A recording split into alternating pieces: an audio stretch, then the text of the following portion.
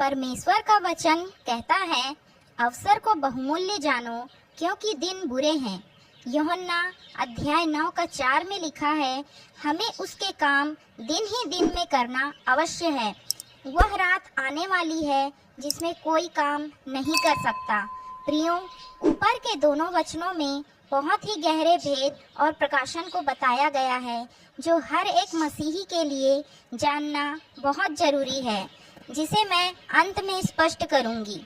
प्रियो, आज हम जिस समय में रह रहे हैं वह अब तक के सबसे बुरे दिनों में से है। आज शैतान अपने पूरे जोर और ताकत लगाकर कलीसिया को बर्बाद कर रहा है। कलीसिया क्योंकि कई परिवारों से मिलकर बनती है, इसलिए शैतान का सबसे पहला हमला परिवार पर ही होता है। यदि आप आज के समय में देखें तो पहले कभी इतने तलाक नहीं हुए जितने कि आज हो रहे हैं। कोई शादी तो 2 दिन भी टिक नहीं पाती, क्योंकि शैतान नहीं चाहता कि परिवार के द्वारा कलीसिया की स्थापना हो। शैतान दूसरा आक्रमण परिवार के बच्चों पर करता है, लेकिन एक माता पिता होने के नाते हमारी बड़ी जिम्मेदारी होती है कि हमारे बेटे बेटियां प्रभु की उपस्थिति में चलें।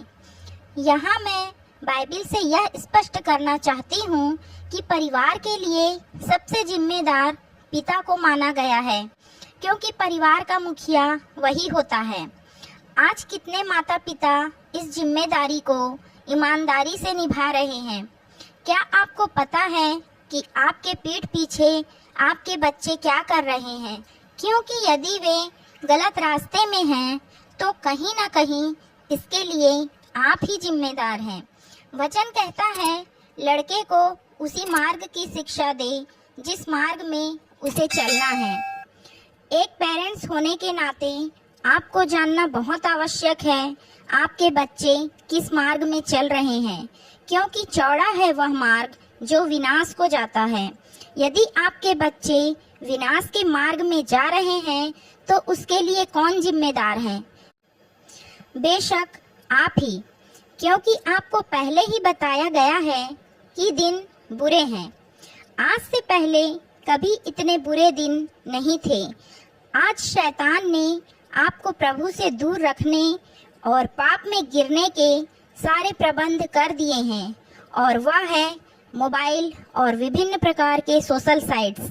इस मोबाइल नाम के एक ही हथियार से शैतान ने क्या बच्चे, क्या बूढ़े, क्या जवान और क्या स्त्री और पुरुष सभी को अपना गुलाम बनाकर रख दिया है। मैं किसी को दोष नहीं देती कि सब मोबाइल से गलत कार्य ही कर रहे हैं, लेकिन विभिन्न प्रकार के सर्वे में चौंकाने वाले परिणाम सामने आए हैं जो बताने के लिए पर्याप्त हैं कि लोग मोबाइल और इंटरनेट का क्या दुरुपयोग कर रहे हैं। मैं अपने युवा मसीही भाइयों और बहनों को बताना चाहूँगी, हमारा पृथ्वी पर का जीवन तो 60 या 100 वर्षों का होगा, लेकिन उसके बाद का जो अनंत जीवन होगा वह हम कहाँ बिताएंगे? क्या स्वर्ग में या फिर नरक में? क्योंकि इसके लिए हमें मात्र एक ही जीवन मिला है। उस जीवन के रहते ही हमारे कामों के अनुसार हमें प्रतिफल प्राप्त होगा। प्रियो, मैंने स्वयं देखा है कितने ही जवान इस पिछले वर्ष में प्रभु में सो गए। ना जाने उन्हें मन फिराने का अवसर प्राप्त हुआ भी कि नहीं, क्योंकि इस जीवन के रहते ही हमें प्रायश्चित का मौका है।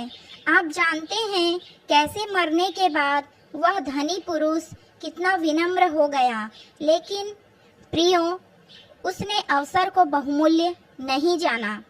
प्रियो, बहुत से मसीही रैप्चर कब होगा यह जानने को उतावले रहते हैं, लेकिन प्रियो, रैप्चर कभी भी हो हम नहीं जानते।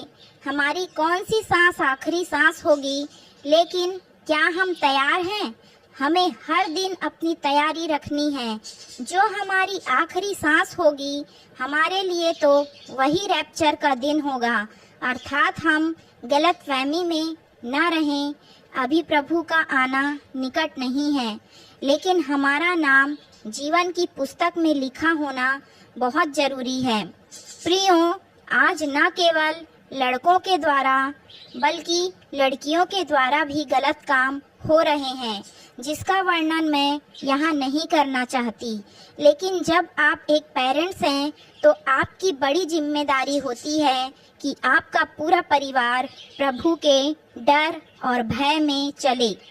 अंत में मैं भेद की यह बात बताना चाहती हूँ। बाइबिल में पहला शमूएल के अध्याय 2 के पद 22 और 23 में लिखा है, एली तो अति बूढ़ा हो गया था और उसने सुना कि उसके पुत्र सारे इज़राइल में कैसा कैसा व्यवहार करते हैं, वरन मिलाप वाले तंबू के द्वार पर सेवा करने वाली स्त्रियों के संग कुकर्म भी करते हैं। तब उसने उससे कहा, तुम ऐसे ऐसे काम क्यों करते हो? मैं इन सब लोगों से तुम्हारे कुकर्मों की चर्चा सुना करता हूँ। प्रियों, यहाँ पर यह बताया गया है, एली जो पूरे इज़राइल का प्रधान याजक था, वह एक पिता भी था और पिता और परिवार का मुखिया होने के नाते अपने बच्चों के प्रति भी उसकी एक बड़ी जिम्मेदारी थी, जिसे पूरा करने में वह पूरी तरह विफल था। उसके पुत्र नाना प्रकार के कुकर्म करते थे। वह अपने बच्चों को परमेश्वर की शिक्षा देने में पूरी तरह विफल था। तथा इसी अध्याय के पद 31 से 33 में यूँ लिखा है, सुन, वे दिन आते हैं कि मैं तेरा भुजबल और तेरे मूल पुरुष के घराने का भुजबल ऐसा तोड़ डालूंगा कि तेरे घराने में कोई बूढ़ा होने ना पाएगा। इज़राइल का कितना ही कल्याण क्यों ना हो, तो भी तुझे तेरे धाम का दुख देख पड़ेगा और तेरे घराने में कोई भी कभी बूढ़ा ना होने पाएगा। मैं तेरे कुल के सब किसी से तो अपनी वेदी की सेवा न छीनूंगा, परंतु तो भी तेरी आंखें देखती रह जाएंगी और तेरा मन शोकित होगा और तेरे घर की बढ़ती सब अपनी पूरी जवानी ही में मर मिटेंगे। पद में हम परमेश्वर के कठोर वचन को देखते हैं। इस पद में भेद यह है कि लिखा है, तेरे घराने में कोई कभी बूढ़ा ना होने पाएगा। मतलब इस वचन के पीछे एक श्राप है जो यह बताता है कि अब उस वंश में आने वाली पीढ़ी जवानी में ही मर जाएगी, कोई भी दीर्घायु नहीं होगा। प्रियों, इतना बड़ा एली याजक जो पूरे इज़राइल का याजक था, जो पूरे 40 वर्ष तक इज़राइल पर याजक पद पर था, वह परमेश्वर के वचन के अनुसार मर जाता है। प्रियों, यदि आप श्राप पर और गहराई से जानना चाहें तो चैनल में विजिट कीजिए। पूरे वचन को जब आप गहराई से पढ़ेंगे तो आप पाएंगे एली के पुत्र बहुत भ्रष्ट और अनज्ञाकारी थे। वह अपने पुत्रों को सही मार्ग की शिक्षा न दे सका और इसी कारण परमेश्वर के कोप भाजन का शिकार हुआ और साथ ही आने वाली पीढ़ियों को भी श्रापित होना पड़ा। और उस समय केवल 98 वर्ष की आयु में एली मर गया। प्रियों, जबकि आप पाएंगे उस समय के लोग 100 वर्षों से भी अधिक जीते थे। प्रियों, इस प्रकार आपने देखा कि एक माता पिता होने के नाते हमारी कितनी बड़ी जिम्मेदारी है। प्रभु हमारी सहायता करे।